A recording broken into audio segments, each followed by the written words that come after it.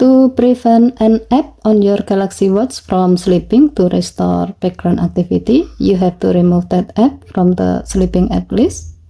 You can do so directly from your watch setting menu and from the wearable app on your phone. As the example, we will do so from the wearable app on Samsung Galaxy S25 Ultra. On your phone, go to the app screen, find wearable app and then tap it. Tap watch setting, tap battery. Next, tap sleeping apps. Tap more icon or three vertical dot icon at the top right. And then select remove from the list. Select the desired app.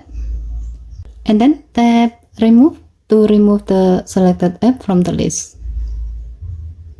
By doing this, the app you remove from the list will stay active in the background on your Galaxy Watch. This is useful if the app needs to send notification, sync data, or stay updated while you are not using it directly. Okay, thank you for watching. Please help to like and subscribe.